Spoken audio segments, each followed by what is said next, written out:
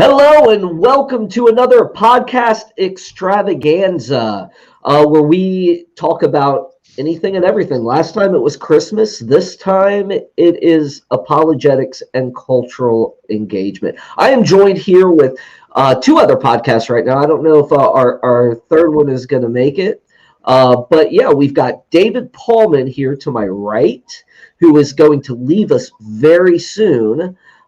This is his last broadcast as a co-host. So, David, how you doing, man? I am doing well. Good to be on with, I guess, a final episode for hosting. But no, yeah, I'm doing well. A little bit sick, but it turns out it wasn't COVID, so I'm good. All right. Next, we have Mr. Charles Graves. I really enjoyed Charles when we had a discussion with skeptics and seekers, and I was like, you know what? Let's get questioning Christianity on here too. And my friend Caleb Johnson, he actually hosts both the Mentionables and questioning Christianity. So I'm able to just like go through him and get all these guys to come on and talk about this stuff. So Charles, man, say hi, man, and tell us a little. I am. I'm really happy to be here, and Caleb is a great guy. He's our workhorse for our Question Christianity channel. I think we're really liking that out. I think we're much newer to the YouTube world than you guys are. So happy to be here. Happy to do some learning and maybe pitch in a little bit. Yeah, absolutely. And you know, your contributions will be awesome. And third, we've got Real Seekers Ministries, and that's headed up by Dale Glover, good friend of mine. Dale, say hi. Hey, David. Yeah, thanks for bringing me on to this special show to say goodbye to David Paulman. I was telling them before the show that I thought Paulman did a great job on the show and that sort of thing. So, yeah, you'll be missed. But yeah, thanks for your service. Yeah, so I'm also joined here with my new co-host, who is the man himself with the fedora. His name is Caleb Jackson. What's up, Caleb? What's up? Yes, Caleb Jackson, not Caleb Johnston. I know I've gotten mixed up many times with him because I know that there's all the similarities. So it's great. Yeah, I'm great to be here. I'm going to be the new co-host replacing David. So I'm essentially him, but just with better theology. I'm kidding. But that's certainly debatable. But yeah, and although I look like a Reddit atheist right now, I'm actually going to be co-hosting this theistic podcast. So I'm excited to be here. Yeah, you know what's really cool is that, you know, you and Caleb have kind of like the same personality. You're both laid back and chill and strategic. So it's really cool to have you on as well. But I want to go to David real quick. Hey, David, tell us about what you're going to be doing and where you're going. Yeah, so I'm going to be moving out to Illinois. I got work out there that I'll be doing, and I'm also going to be continuing my YouTube channel, Faith Because of Reason. So I'll still be putting out content, but not as regularly as I do over here. And I'm sure if I haven't completely worn out my welcome, once in a while, Caleb, with better theology and worse epistemology, will allow me to come back on periodically as a guest. Yeah. I mean, you can come back on as a co-host if you want occasionally, like a guest host. You know, what's funny though is that, like, David, you're giving up ministry here. I don't get it, man. I thought it was important to you to witness to the people of God, and not only to the people of God, but to the people that don't know God yet. You know, so you're trading in this, your theology for materialism here. I don't get it. That's the way it goes, man. I mean, Nick Peters will be the first one to remind you that I'm the biggest of heretics. You know, he'll probably call me a hypocrite too. I mean, just talk to Cy Ten Bruggencay. I'm the biggest hypocrite in the world, so this shouldn't come as a surprise to you. Well, speaking of being a heretic, I did put something together for you, and I just thought I'd share it with everybody, and we can all just look at it and see your progression over the years. And you know, it's everything has a season, and David, we understand it's time to grow up and get a real job and have real responsibilities and move out from mommy and daddy. So here you go, buddy. I got something for you, and I'm just going to hit the play button. So stand by and enjoy it.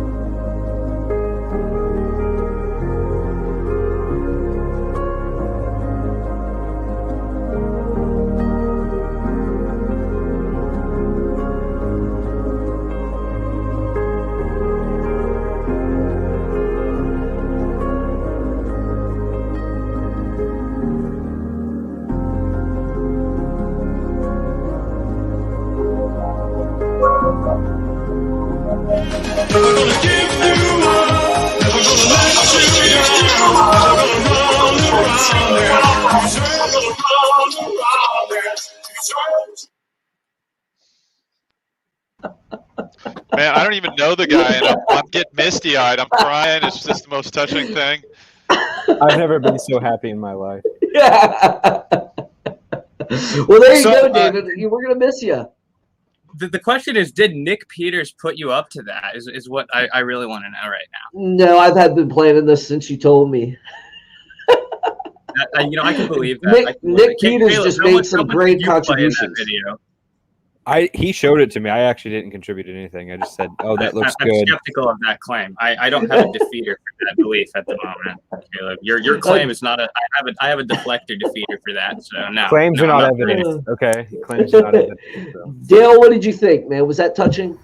Oh yeah, very touching. Yeah. What I want to know is what percentage of that is true. All of it. 100%. All right, guys. So, I wanted to bring everybody on for this because I think it's important. We're talking about apologetics and cultural engagement, which means there's many aspects to this. It's a broad topic. And I want to go through like how we can do a better job.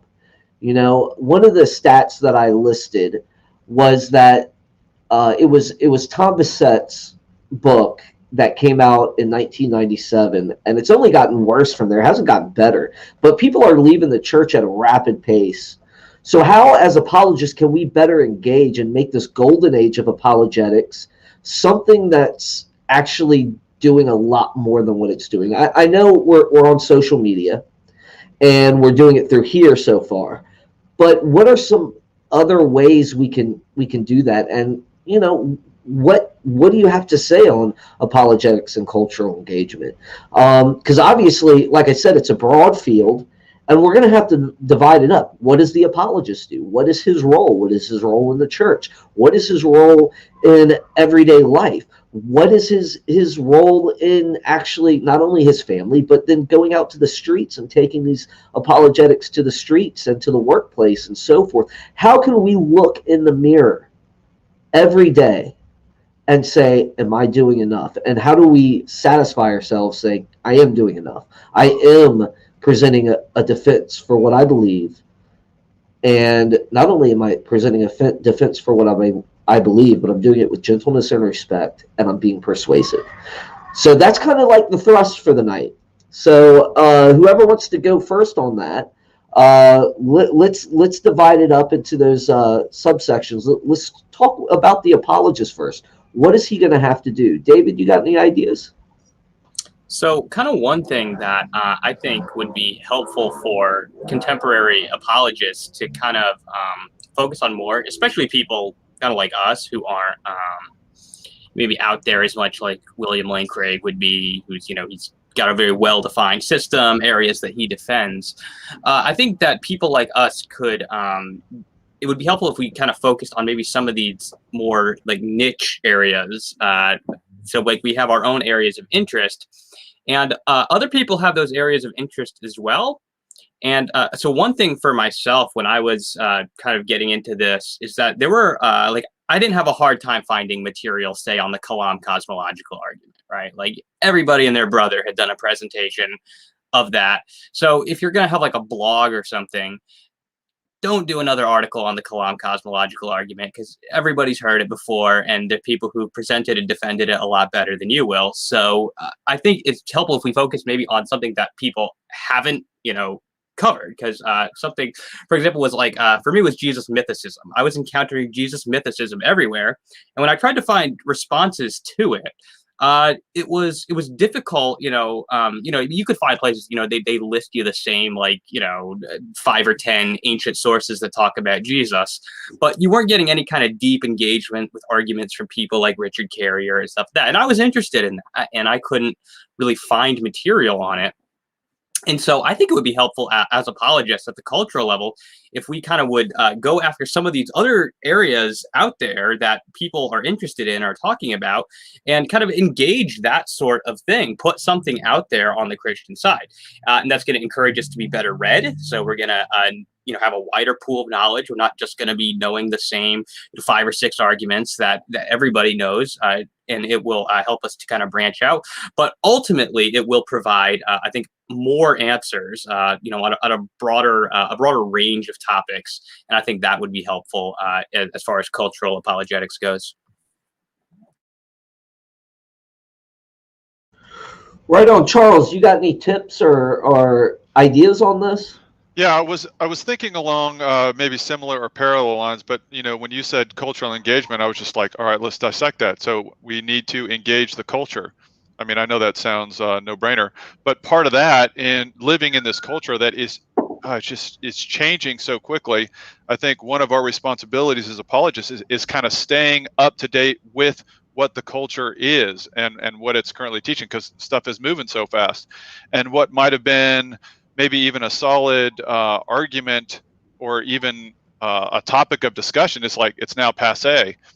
And so I think just as part of the responsibility of the apologist is to know what the current cultural issues are and being able to address them. And I can't tell you how many times, just trying to stay up on podcasts or reading or whatever it is, like, gosh, I haven't heard that before. Oh my gosh, that's a new thing. Haven't heard that before. Okay, that's new. It's just like every week there seems to be some new issue, some new attack. And well, let me just say, we don't want to hear that the first time when we're engaging the culture, right? We want to be prepared for that. So there's just, it's kind of like a doctor is always reading medical journals. We want to stay up. And I think that's kind of what David was saying. Like, the Kalam, everyone's talking about it. I think both sides have heard it.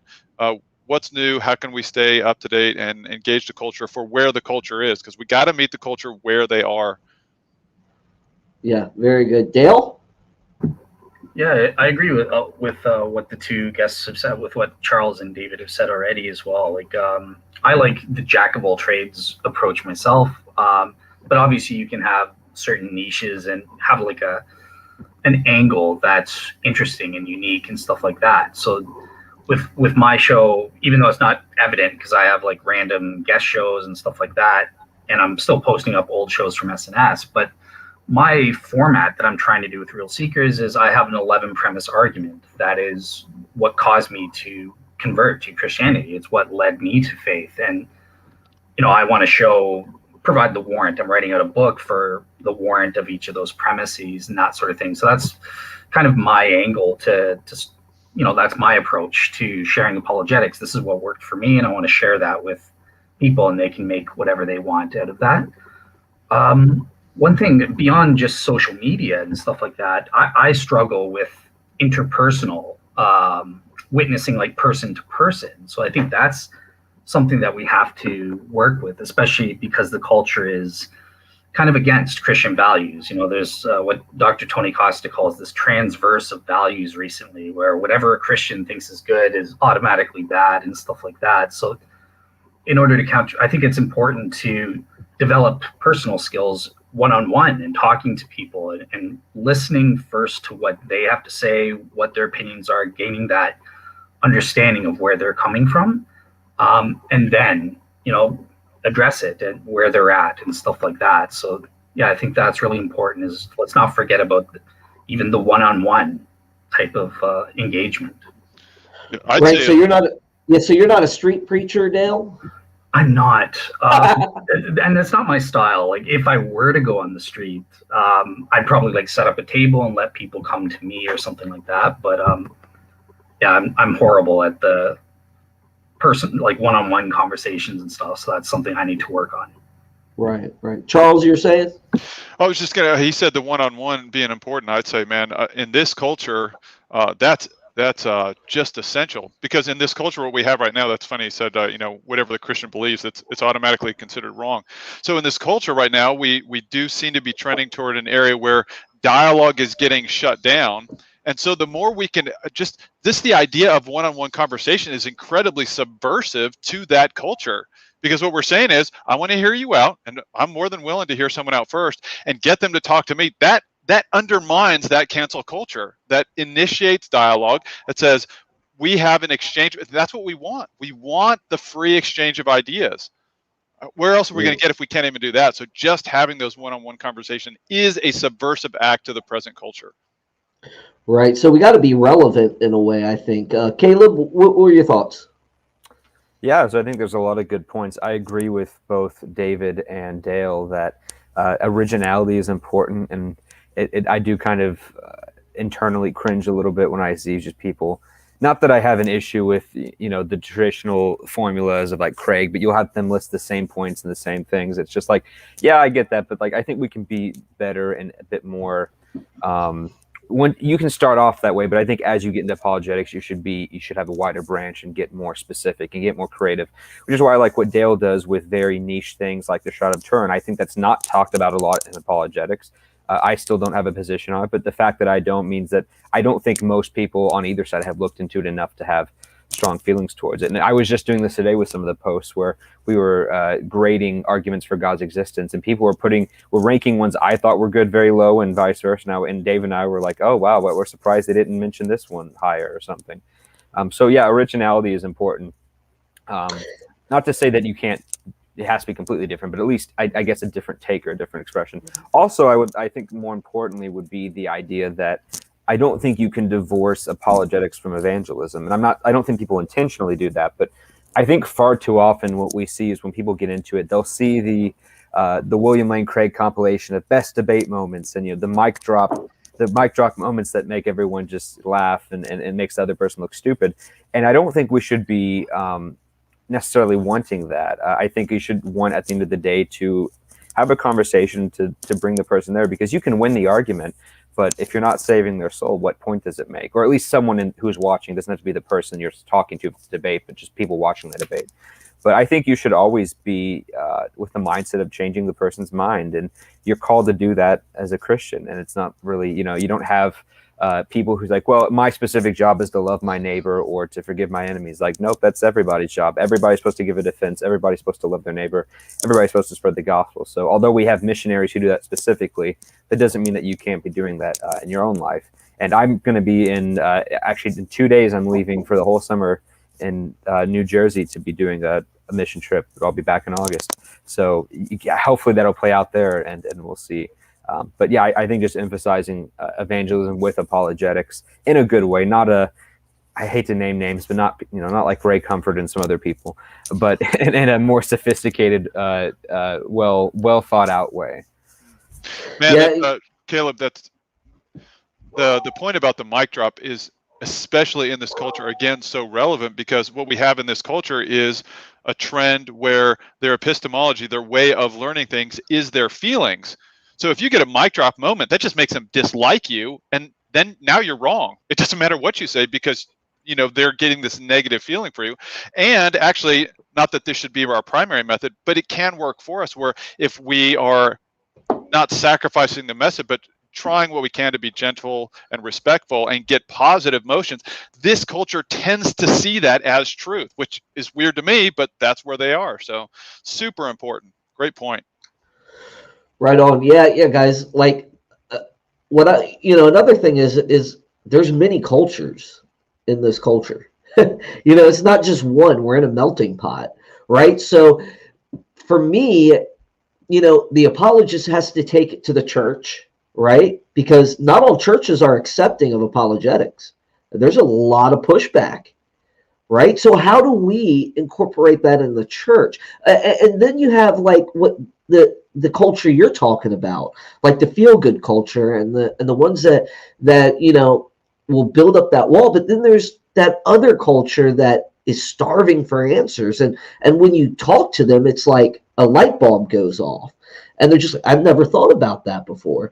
And, you're just dealing with all these subcultures within a big culture. And what can the apologist do besides being original and being relevant? I mean, what are some ways we can particularly make the church see that we are, we're relevant and we're needed? Because I think apologetics is probably needed more in the church now than ever. Like I said, I was quoting Tom Bessette's book, and, his number one issue was that people weren't getting answers.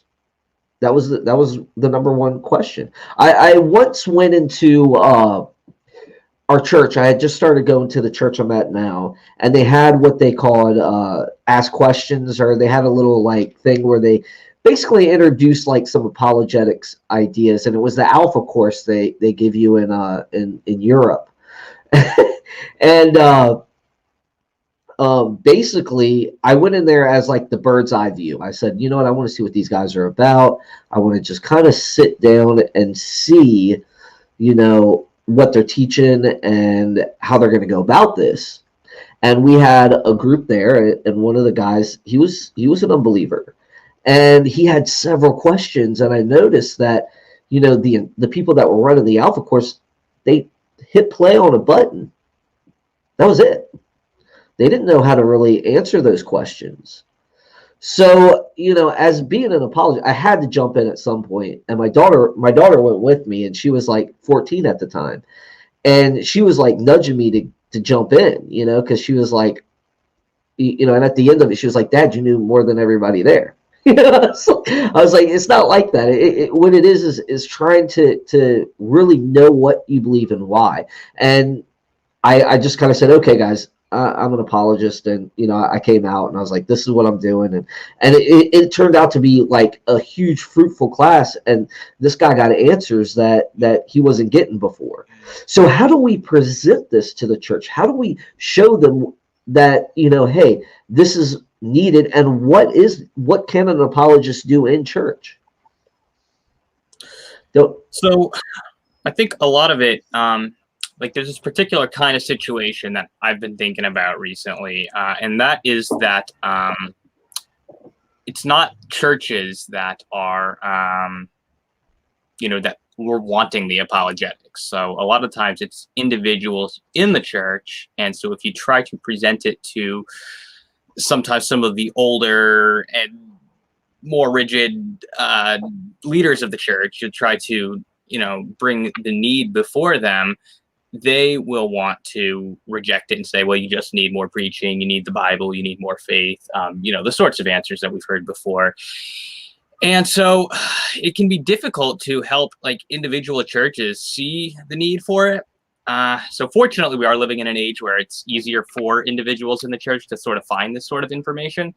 But that's kind of a situation that I've been thinking about how to best deal with that kind of situation, because, you know, on the one hand, you don't want to like go behind the pastor's back, right, of your church and start doing things that he doesn't approve of. But, you know, on the other hand, if you know people who are struggling with the faith, and like the church just doesn't think apologetics is, you know, the way to go, on the other hand, you don't want to see that person fall either. So there are delicate situations like that, and I'm not sure if that's exactly the kind of situation you're wanting me to address, Russell, but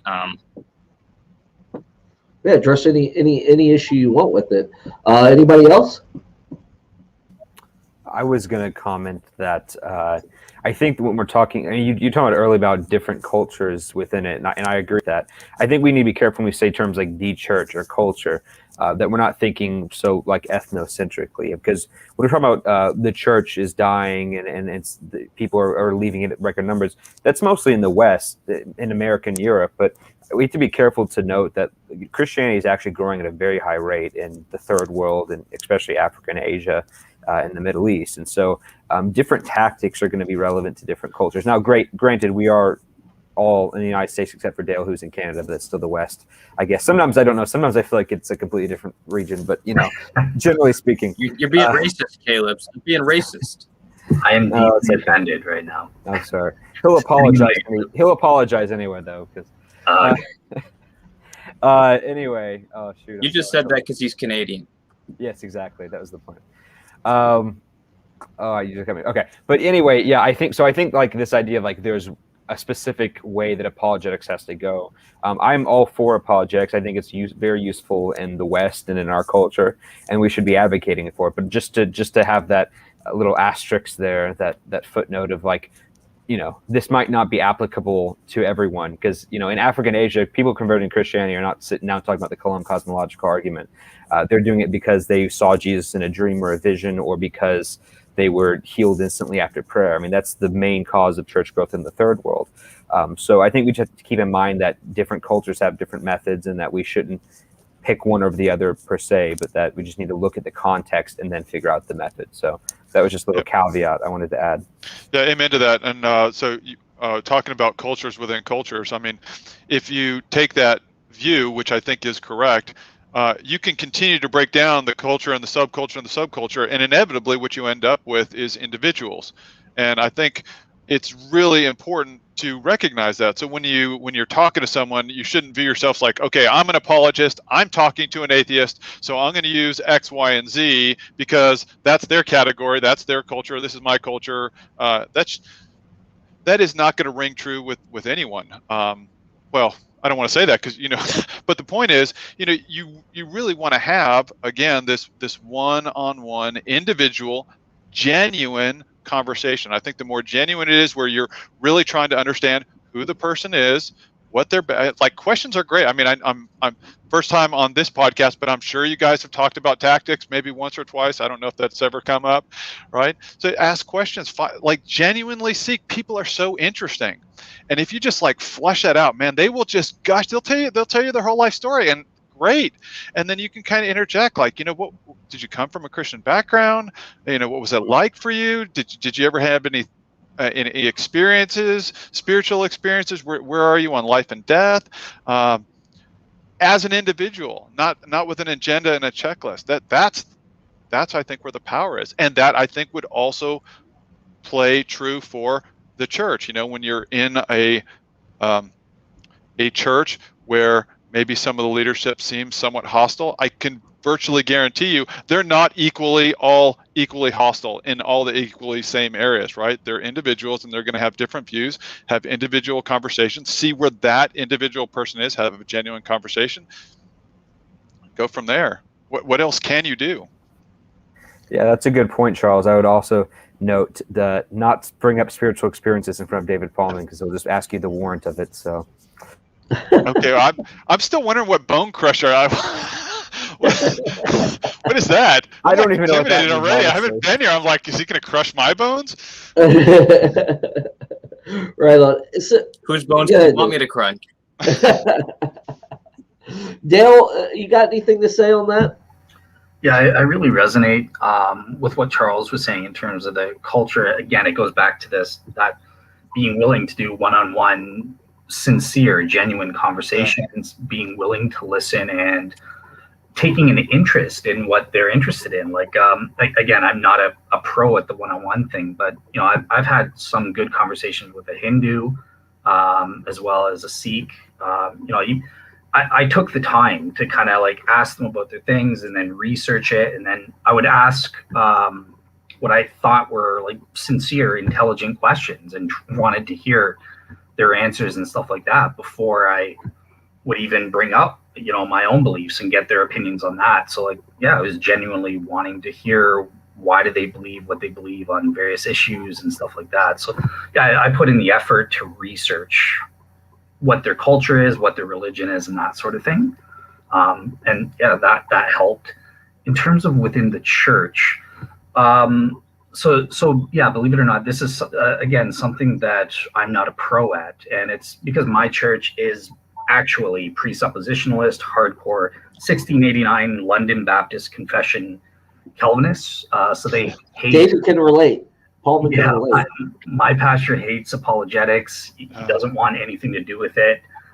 He doesn't want it in his church, and I respect his authority, kind of thing. So I just, if somebody comes up to me one-on-one, which nobody does, but if they did, I would deal with them one-on-one.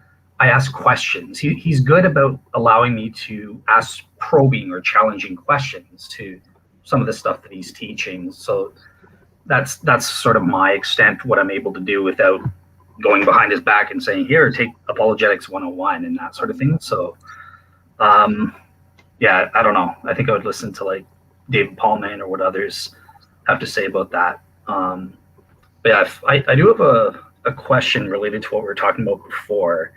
If I'm allowed to ask that after everyone. Of course, you can ask it right now. Okay, so I understand we were all kind of saying when we're doing apologetics 101 and stuff like that, 1 Peter 3:15, defend the faith with gentleness and respect and everything like that. I'm just sort of curious, is there any place for a different approach, like a harsh approach and stuff like that? So certainly Jesus, he called people vipers and snakes or stuff like, or hypocrites and stuff like that. So I'm just wondering, for the Christians on the panel, if we're dealing with people as individuals, is there ever a time where a Christian apologist can speak to someone in a little bit more of a harsh tone? Is that ever useful or no?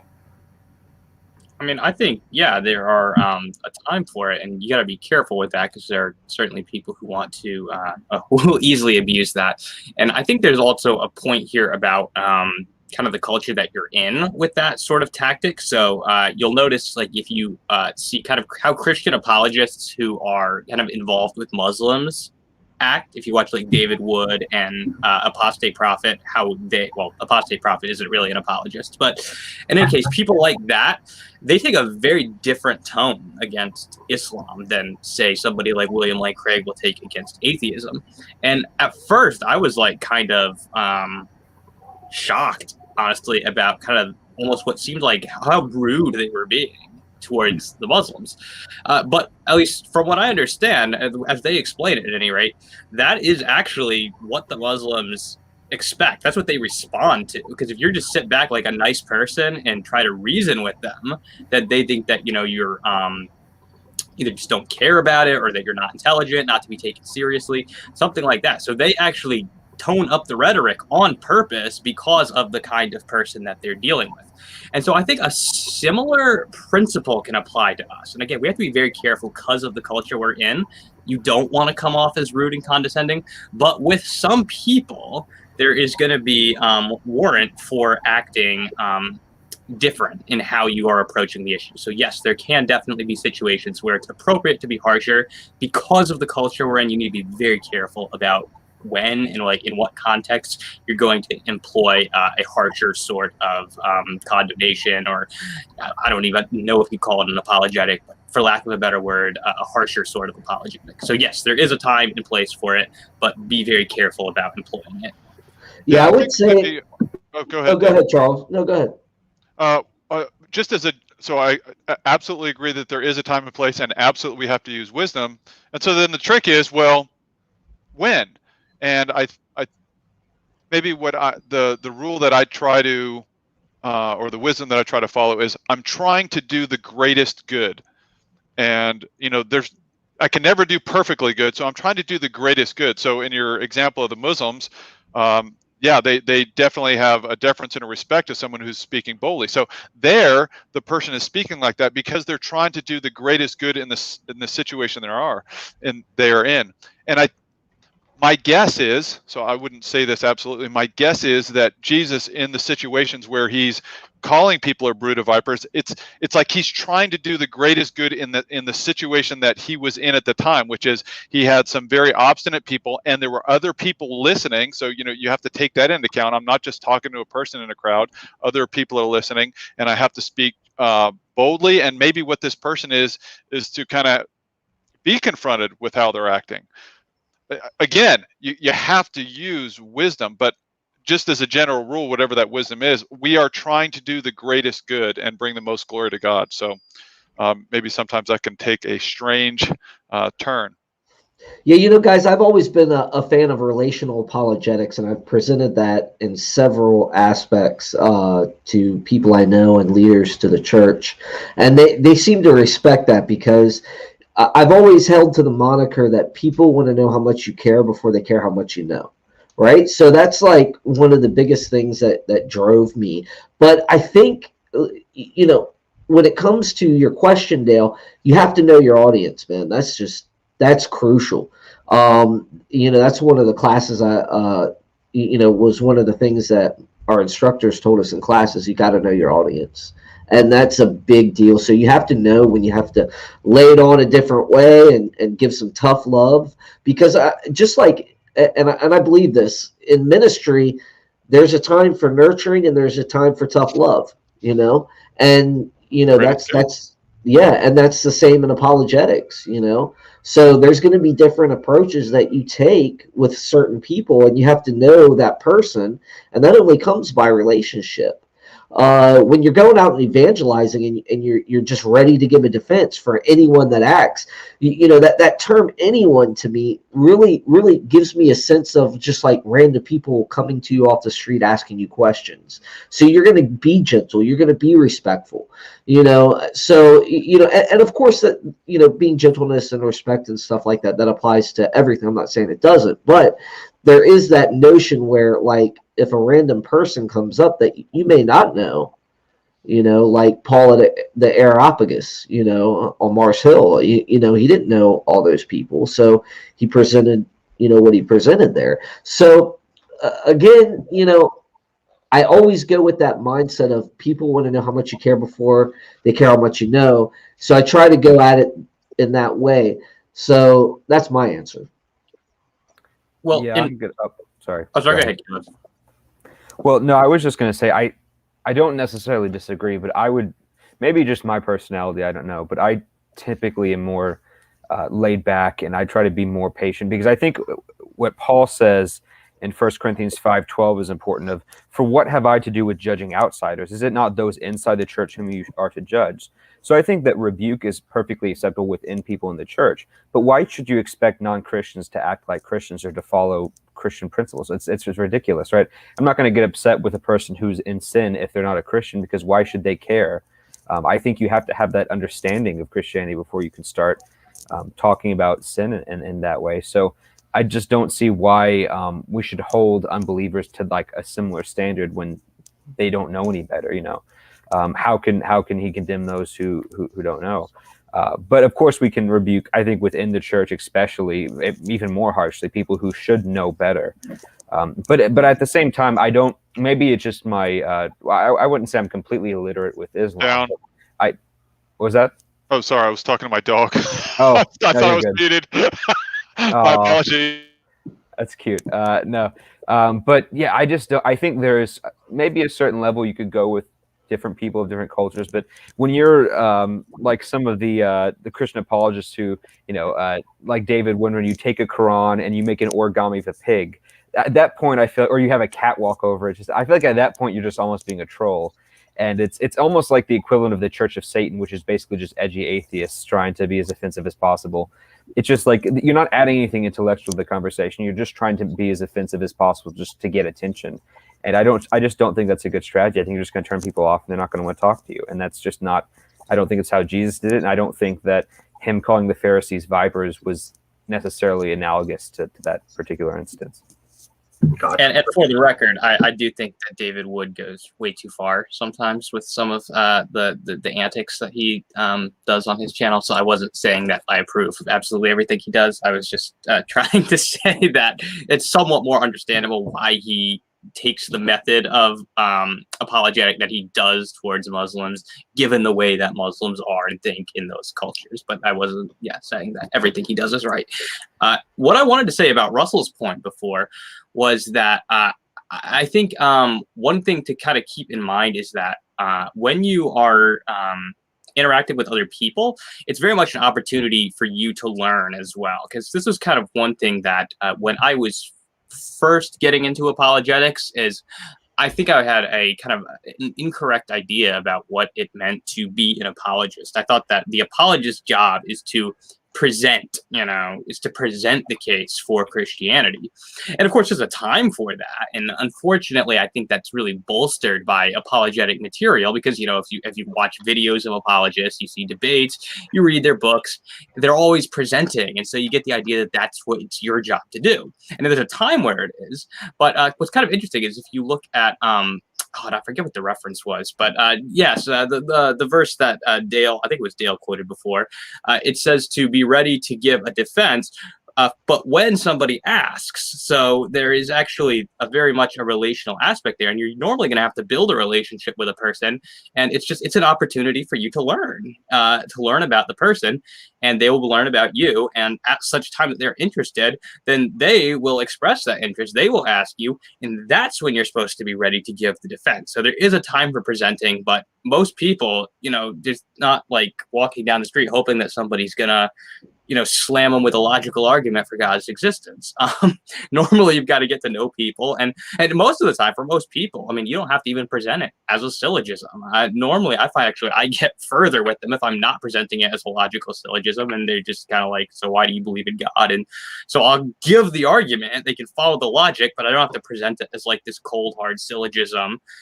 So I'm not saying there's not a time to be logically rigorous. Of course there is, but generally, if you're engaging in like a conversational sort of apologetic with someone, presenting a syllogistic argument is more than often doesn't help the conversation, in my experience. Always start with the ontological argument, right? You can never go wrong. That's it, man. That's it. Yeah. Actually, what's even better is don't even just tell them they already know God exists and that they're just suppressing the truth and righteousness. That's the further God reveals the best strategy, so right? Yes, exactly. That's David's way. Dale, anything on that? No, yeah, I was just going to say, yeah, perfect. Thank you guys so much for your very thoughtful answers. I think I agree with everything you guys said. I can't think of one thing I was disagreeing with. So, yeah, it was excellent advice that you guys give. I guess the only thing I would just add is this keyword edification. Whoever you're interacting with, know your audience and that sort of thing, and build these relational apologetics, as David Russell was saying, and make sure whatever you're doing, whatever approach you think is appropriate for that person, that you're doing it for the edification of that person and or others. And if you have an audience in social media standpoint, like people listening and that sort of thing. So yeah, that's the only thing I would add is remember that word edification. You're trying to edify the other person. So, and Dale, you can speak to this here in a minute, because I was gonna, the reason I brought up this whole topic on cultural engagement is because, I know what Caleb was saying about churches, overseas, but we're dealing with our culture. We're dealing with the West. So, of course, you're going to take a different approach in the East.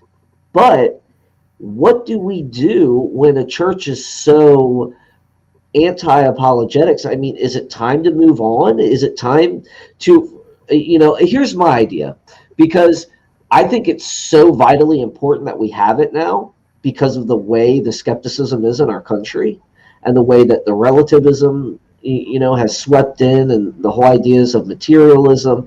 And coffee shops in America used to be places where theology was talked about openly.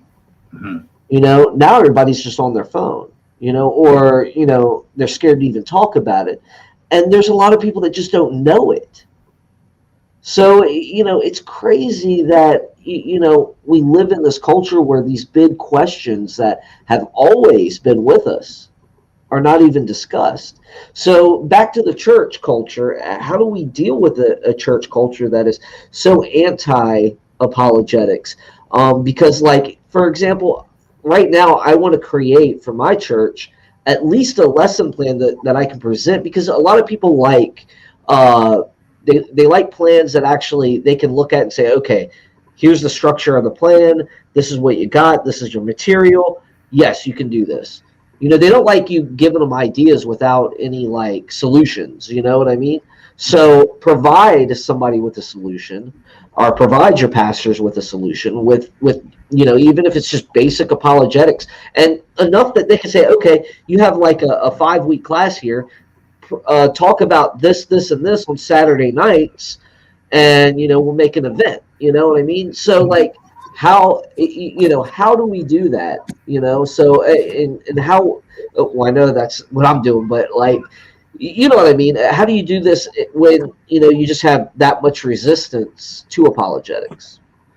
Yeah, so that's very difficult. So at least in your situation, your church, even though it's kind of apologetic resistant, at least it's giving you an opportunity to be a teacher and to change some minds. And Well, yeah, mine's not really resistant. I haven't presented him with anything yet. I just have that mentality of like, let's give him a solution before we just talk about the problem type deal.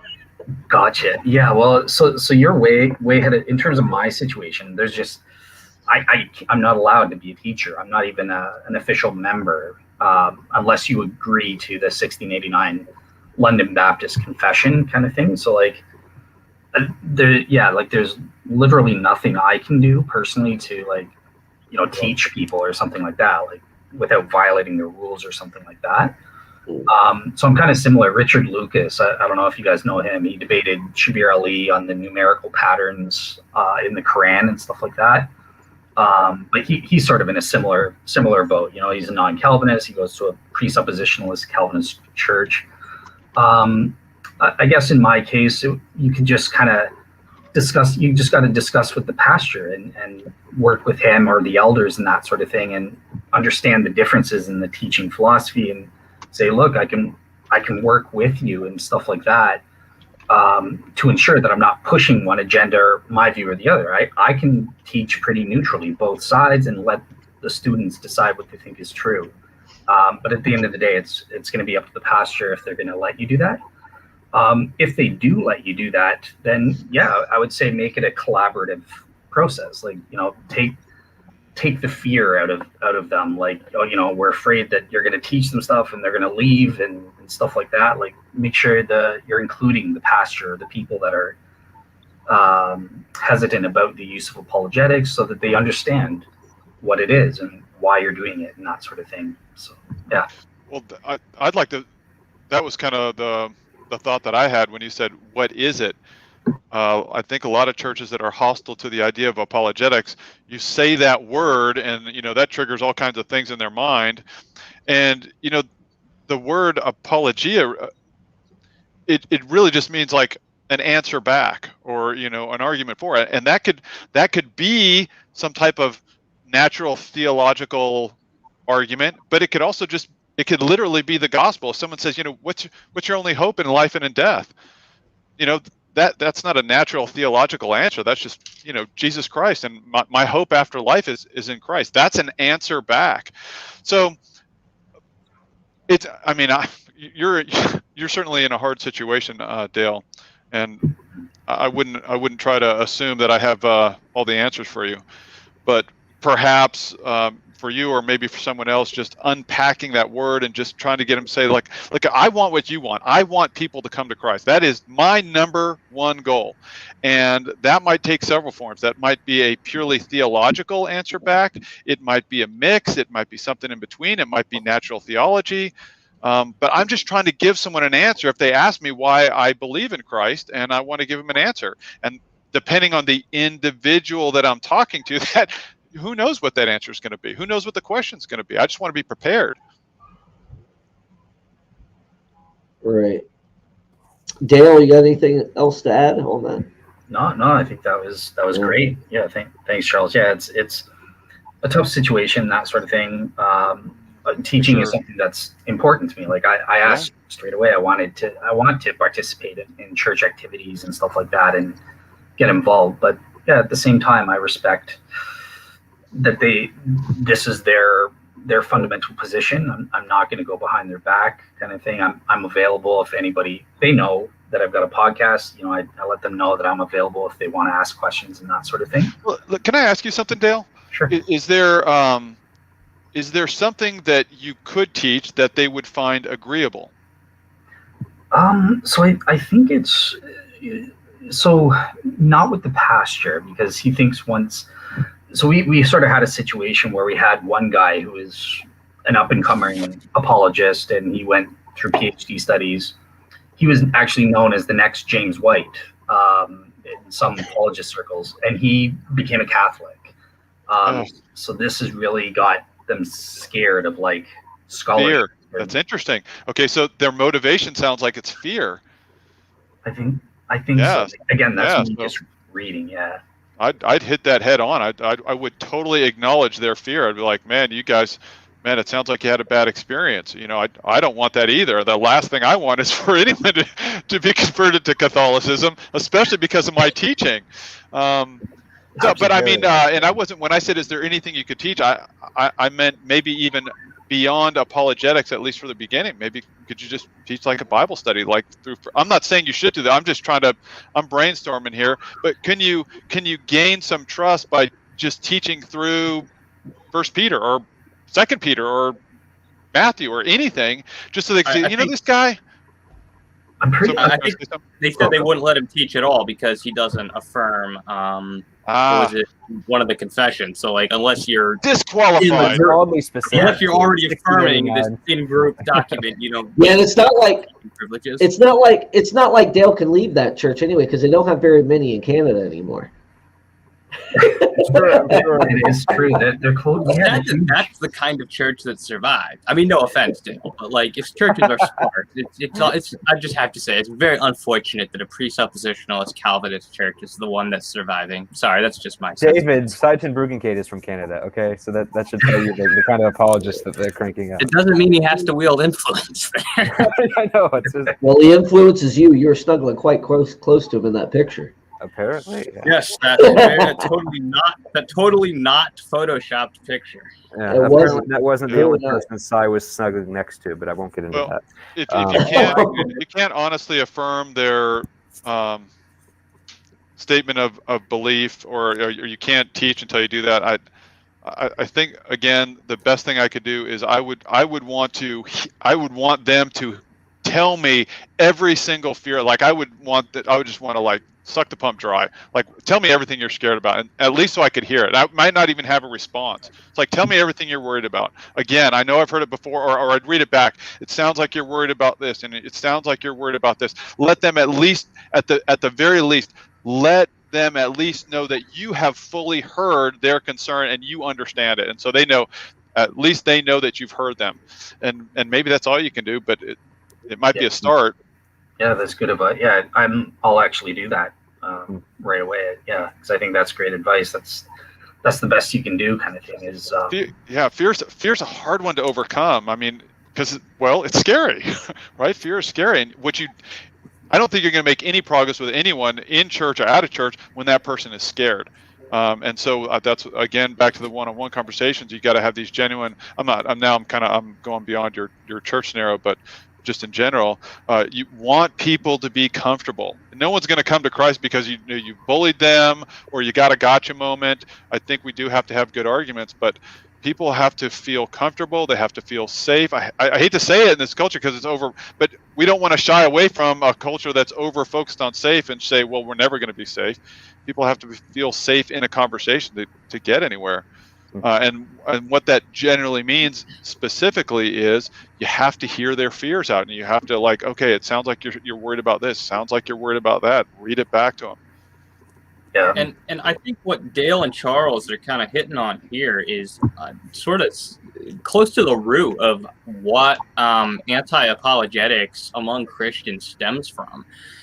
I think it comes from, and again, no offense to anyone, but I think it does come from kind of an intellectual immaturity, and this idea that this is why you still got people like in my personal church, they never go into deep doctrine or anything. But even the sermons for the adult Sunday school class, it feels like a very devotional level type of sermon, and that's all they do. And I think it comes from this viewing of people that they are not or should not be going deeper in these things. And what's interesting is that is radically unbiblical. So if you look in the New Testament, people we're not just told to bring people to Christ. We're told to ground them in sound doctrine. People are told to be learning, right? I believe it was Paul. I think it was to Timothy. He told him to give attention to reading. The idea is not that you get saved and then you just bam, go turn your brain off. The point is after you become a believer, the New Testament, you're supposed to grow. You're supposed to learn, and you're not supposed to. Right. You're not just supposed to get saved and then. You'll go right into ministry. there's a time where you're supposed to grow and learn these things, and the teachers are supposed to be people who are mature. And by mature, I don't just mean like you were like a sponge who soaked up everything that somebody told you. You should be a well-rounded, a well-read person who knows what's going on. We know everyone can't master everything. Pastors are busy. I get that, but you should have like at least the right sort of way of thinking about things, and not every new opinion that comes along, new way of doing things is that's bad, that's against the way that I've learned to do it. And so I think that's the real root of the problem, is that people, they have this view of their congregants, like their job is like they're the shepherd, they're supposed to protect them. And yes, that's true, but I think part of protecting them is also equipping them. You don't you don't protect them by keeping them stupid. That's not what the New Testament teaches you to do. They are to learn, they are to go on, they're to become mature. And so that, I think, is really, that's the root problem that anti-apologetics stems from. Yeah. I was in a church one time, and I was kind of a new member of this church, and I got a chance to talk to the pastor, and I mentioned the fact that I liked apologetics. And as soon as I said that word, he goes, "Oh yeah, how old do you think the Earth is?" And I was like, and I'm an old Earth guy, right? And so it's like, well, I think the Earth is, probably older than typical new Earths. And I was trying to be very diplomatic. He was hostile to me teaching the whole time, because I think he was scared that I was going to get in there and teach everyone that the Earth is really old. It's like, I don't really care that much about I mean, I have my personal feelings on that, but I mean, I don't have a bone to pick with young Earthers. Next thing you know, they'll be saying the Earth is round. I mean, but I mean, it was that fear, right? That he had that fear that okay, here's oh my gosh, he's an old Earther. I've heard about these apologists. They're gonna next thing you know, he's gonna be teaching X, Y, and so. Yeah, well, that's another thing. I didn't help my situation, because I now believe that the early chapters of Genesis are mytho-history. Since you guys brought that up, obviously, this is a young Earth creationist church and that sort of thing. So, like, are they watching right now? They are. Maybe, I don't know. They are too busy watching Ken Ham right now. Probably. Well, yeah, they love Ken Ham. We've got a library full of his books and stuff like that. But just side note, that amazes me. But like, when young Earthers have people like Paul Nelson that they could be turning to, I have tons of respect for Paul Nelson. He's like a really smart young Earth creationist, that they want to like turn to somebody like Ken Ham. But go ahead. Of all the people, like, you at least have good people in your camp, and you're picking the worst ones. But yeah. So yeah, like that's an essential issue for them. That, again, you're out kind of Just thing. so interesting. It's like, why is that so important? But I don't want to beat up, but it does seem kind of odd. It's like, why is that the number one thing? Like, how about now? I mean, if we're talking about, did Jesus actually rise from the dead? Like, okay, let's beat the heck out of that one. That one matters. Age of the Earth. I'm not going to say it's like unimportant, but like on the scale of important things, it's fallen pretty low. Like, I love my young Earth brothers, absolutely. Young of them, and they take their scriptures seriously. I love that they take it seriously. Maybe they think I don't, but I take my scriptures pretty seriously too. So maybe we could dialogue about that. But man, as a disqualifier, that one, I rehearse that conversation in my mind 1,000 times. But I agree with Daniel's. Oh, sorry, go ahead, Daniel. No, it's mention Daniel first. Yeah, no, Daniel commented, I'm assuming everyone can see it who's watching, they should sneak Ben Stanhope. Ben Stanhope's I think a friend of most of us. Yeah, there you go. His new book, he's writes a whole bunch of stuff on Genesis. I believe he has a master's in Near Eastern Hebrew studies, something relevant to the Old Testament. And he writes a lot about how the creation museum misinterprets all that stuff. So that's just that reference to that. But yeah, I think that like the whole point about like discovery is what scares people, because it's almost like in the Wizard of Oz, when it's like the person behind the curtain. It's like, if you don't want to know, you don't want to ruin the illusion and maybe peek and see something that's going to mess it up for you. Maybe a better analogy would be if everyone's seen the Truman Show with Jim Carrey, where his whole life is a movie set, but he thinks it's real. And then one day a light falls down in front of him. I think everyone's going to have the moment where a light falls down. No, you're going to have that moment where a stage light falls in front of you the first time you hear about evolution or something that you've never been exposed to because you've been shielded your whole life, and it's just going to stick with you. And you can either ignore it, or you can say, well, hold on, something's not right here, and explore it. But I think keeping up the illusion instead of facing off front of, oh yeah, here's all the stuff and here are the answers, and go explore it and come to your own conclusions. I think that's much more epistemically responsible than trying to shield people away and discourage. I think any group that discourages people reading outside material is highly questionable at that point. That's a red flag right there. If they're like, oh, don't read so and so. No, if anything, read them and then see if you can refute their argument. But not reading them is the worst thing you could do, because then you're just not familiar with it. Gotcha. Yeah. This will be my last thing to say on it. But you guys just gave me a great thing that maybe could help or something like that. So in the first place, I just want to make sure I'm not misrepresenting them. He does engage in scholarship. He knows Greek and stuff like that. But it's just what Caleb was saying. Like, only one side can be presented. You can't. Like, I remember on the Calvinism-Molinism debate, I was having a conversation with him, and I sent him like a William Lane Craig DVD. He's just, I just laughed at him. He's he doesn't know what he's talking about and stuff like that. So there's just no engagement. He's like, no, you can't look at those guys. So that's the issue. But 2 PhDs, philosophy and theology, but he has no idea what he's talking about. Well, even from a scriptural standpoint, how familiar was Paul with the modern Greek thought at the time? He's basically in Mars Hill. He's basically saying, look, I understand your culture. He's actually quoting, what is it? I can't think of it, but he's quoting Greek authors, playwrights at the time, and bringing that into his letters and his sermons. So he's obviously read some of the opposing arguments, and he's bringing it in and recontextualizing it and strengthening the church by doing that. Yeah. This was my just for the sake of the audience. I think what I'm learning from you, another thing that could work if you're in the same situation, for an edifying purpose, is, okay, let's have a discussion about what's essential and what's not. How do we determine which doctrines are essential and that sort of thing? Because I remember I even asked my pastor at one time, and he had the same list.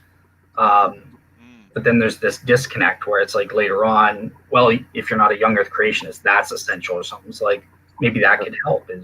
I forgot the verse in the Bible that says that, but if you confess with your mouth and admit the world is 6,000 years old, then you'll be saved. I think that's then you will be saved. Right? Yeah, there you go. What's funny is because I went to one of these fundamentalist Bible colleges for 2 years before they threw me out, and one of the books we had to read there was called Why Baptist, and so it was a Baptist school. And what was interesting to me as I kind of read the introduction to the book is that some people who think this way, they don't have any appreciation for a distinction that existed among early Christians.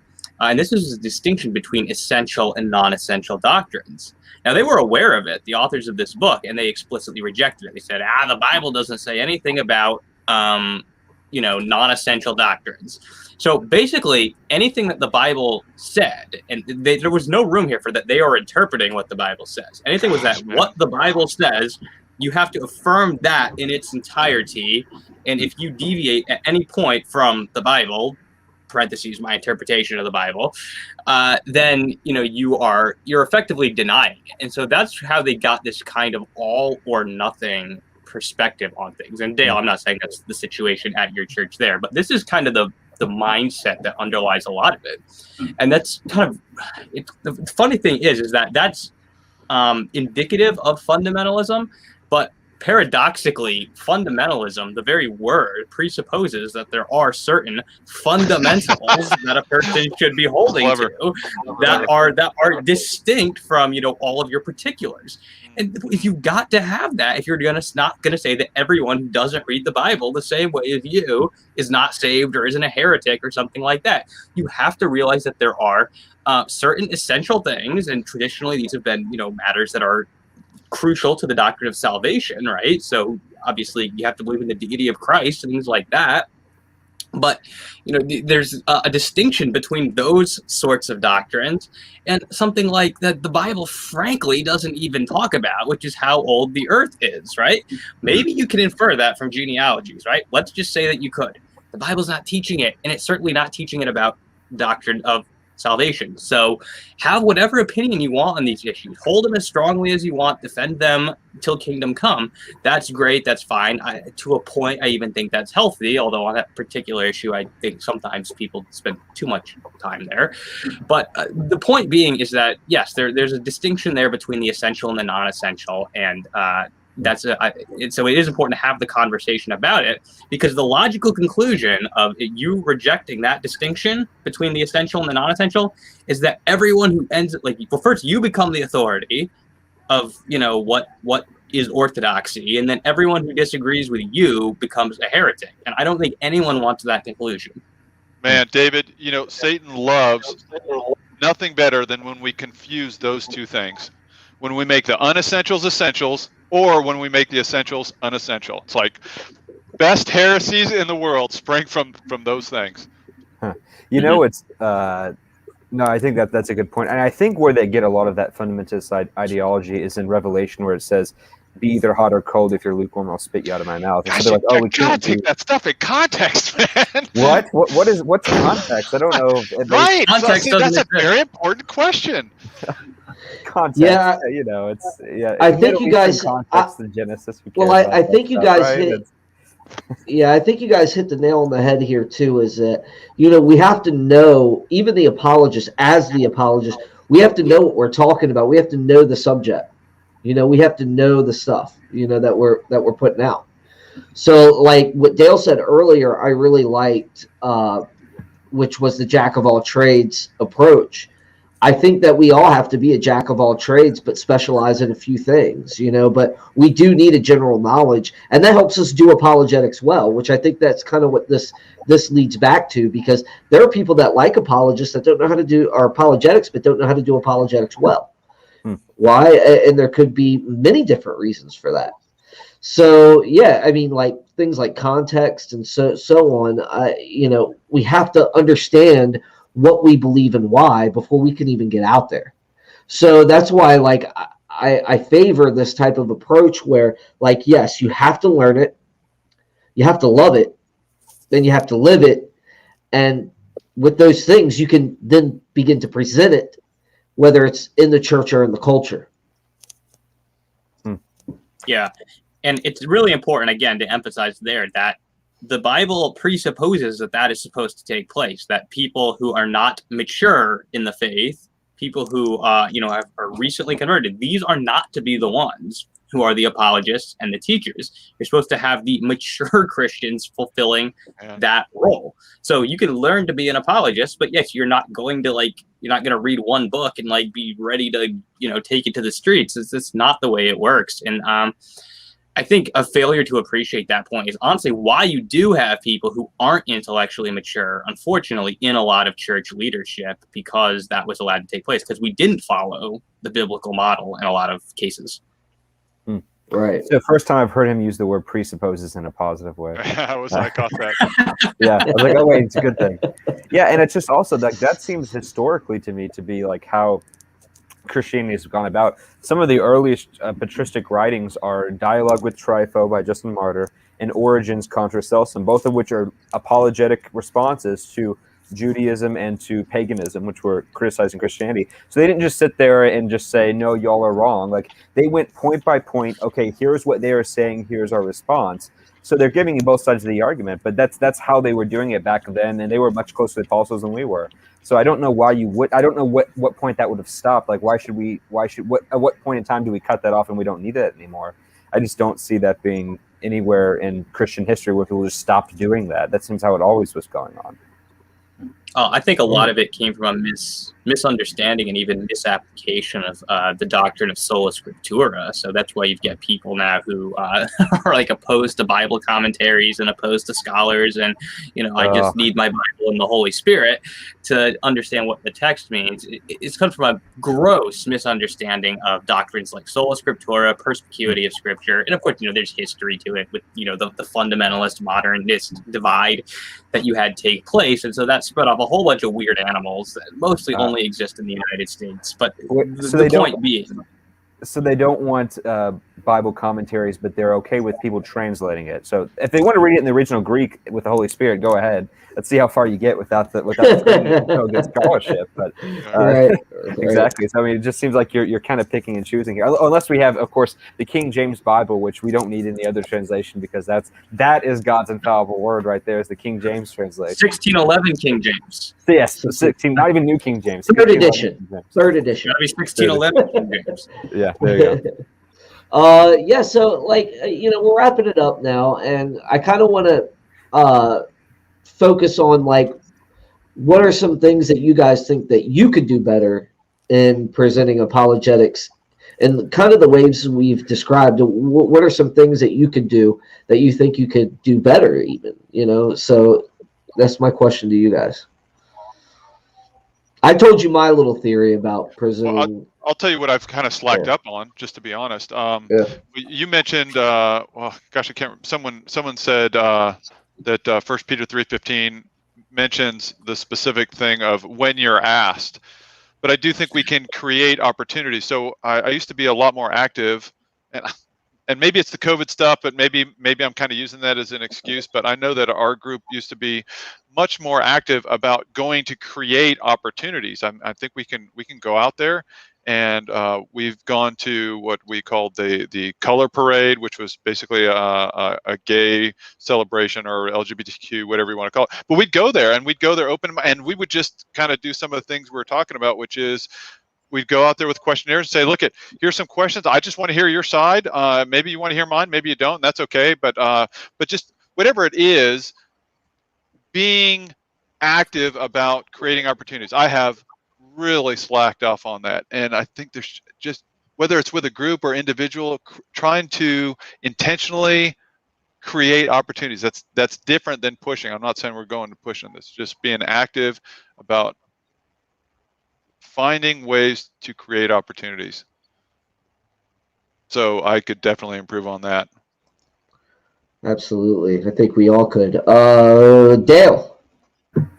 Yeah, so I kind of already mentioned the area that I want to work on is that, again, that one-on-one and being good at like, okay, which strategy is going to be the most edifying for this specific person that I'm dealing with, kind of thing, rather than, with podcasts, it's just mass audience kind of thing. So you do a general strategy that will work for the most people and that sort of thing. But yeah, getting on that one-on-one level is the area I'd like to develop the most. Right on. Paulman. Yeah, there's a lot of things I could say for myself, but kind of one that I guess I'm thinking of is I think I could improve the quality of the research that I do, and this was something that became particularly evident to me kind of as I reflected on some of the earlier videos I did on my channel, especially my series on evolution and the theory of intelligent design. So I think I was pretty well studied in intelligent design literature at the time that I made that, but I also think I way overstated my case. And in retrospect, I did not cite a lot of what people on the evolution side of the debate say. And the reason for that was because I hadn't really read what the people on the evolution side of the debate had to say. And so I think I, put forward an opinion, a firm one that I wasn't really entitled to have at that time. And so kind of that's something I've become a little more self-aware of, is that I'm drawn to having strong opinions on issues often before I'm entitled to have them. And so I want to improve the quality of the research that I do, study the other side better, study the best that the other side has to offer on these sorts of issues. And I think that will help me to, be more intellectually honest, but then also just to be more productive than in conversations where people feel like I've understood them, and that, that they will know that the person, they do understand where I'm coming from. So, yeah. Right on. CJ. No, I was just going to say, to be fair, David has, I think he's reading Graham Oppie right now, so he has definitely read a lot of opposition literature, which is always a positive thing. I guess for me, it would just be being more intentional. This applies more to one-on-one conversations, not so much public ones, but being more intentional, because I feel like when you do this a lot, like that's all you talk about is apologetics and theology, but it's like also just having a social life, which I know some people just don't have within the apologetics community. But like other than that, like, just go to a movie or something sometime, or just hang out and have like a game night or something. I don't know. Of course, it depends on the person and the relationship, but I think just having times where you're just genuinely being their friend and caring about them as a person, and you don't constantly have this impression towards them of saying like, I'm just here to save your soul, and then once you're saved, I have no I'm not just knocking on your door to drop by. Like it should be a genuine care about the person. So I think certainly reading up on research is good too. So I think you can do both, but I wouldn't get so obsessed with research that's like all you ever care about in terms of evangelism and apologetics. Right on, right on. Well, David, this is it, man. This is the end of our show, and this is your last one with us. So anything else that you want to say to the audience? Well, I just want to say I've enjoyed it. The time here. It's been great. Learned a lot. It's been, particularly I think the highlights were, of course, having interviews with people like Hugh Ross and J. Warner Wallace, Gary Habermas, people that were like hugely influential for me when I began my journey into kind of theology and apologetics and just thinking more critically about things. Kind of getting to have conversations with those guys who just had been, so almost like fathers to me, and it was great to be able to just get to talk to them. It's something that I had never thought that I would be able to do, and so I would have to say that's the highlight. But also, it's been great becoming friends with you, becoming friends with Jordan, Caleb. I was friends with you before you came on the show, but getting to talk with you more here has been great. And so no, I mean, I've loved it. It's awesome, and I'm looking forward to seeing you guys do great things here without me. For the record, I actually wouldn't be on the show if it wasn't for David, because he, I believe, was the first person to ask me to come on the show to do a debate. And I was like, yeah, sure. So that was my first time on the show, and I kind of just stuck around like a house guest at a party for the weekend and never left. So that's essentially the relationship right now. Well, so I have to thank for that. Yeah, I also want to give a shout out to Questioning Christianity. Charles, thanks for being here. Great conversation. We have to rein it. Too bad we have to rein it in at some point. I think we could probably talk about this for another hour and a half. We're hitting the hour and 20 right now. So yeah, thanks to you and your ministry. We I love y'all's stuff too, man. So it's pretty cool. Thank you. Appreciate it. Pleasure to be here for sure. All right. So yeah, guys, check out Questioning Christianity. It's a great show. Also, Real Seekers Ministries. Dale, man, it's always a pleasure to have you here. You're like my brother from another mother in another country. There you go. And another culture, right? Yes, yes. Okay. Yeah. No, I always love being on your show and working with you. As I said, make a great team. Yes, sir. And guys, out there, my analytics show that there's a lot of people watching, but not a lot of people subscribing. So I just put that little banner up so you guys could take a look at it. Again, we are doing a name change and a emblem change. So, like I said, NT Wright got on us about our name being a mouthful one time. So, I'm looking for some change here. So, if you guys want to take part in that, my wife, she just got this nice Cricut machine. So yeah, we're making. My wife got one of those. Yeah, I'm going to be making some merchandise. Oh yeah, man, I'm going to be making some merchandise. So I'm going to be making some shirts and hats and stuff. So mugs even. So I'll be able to do some cool stuff with that. Good, so. There'll be a prize for whoever comes up with the coolest idea. So if you guys comment down below of what you think our name should be if you're watching. Yeah, absolutely. Or just send me an email. It's on the about section of the front page. I kind of organized the page a little bit better so you guys can navigate through it a little better. But yeah, you could see me this Monday as well on Tom Jump's channel. David, did you take up Tom on his offer? Nope, I am not interested in debating Tom Jump at this time. But good luck. Well, but he's not asking for a debate. He's just asking for a conversation. So It'll turn a into conversation debate. with Tom It'll Jump turn is going to into a turn into a debate. You're not Yeah, going to have a conversation with Tom Jump. I refuse to believe that that's going to happen.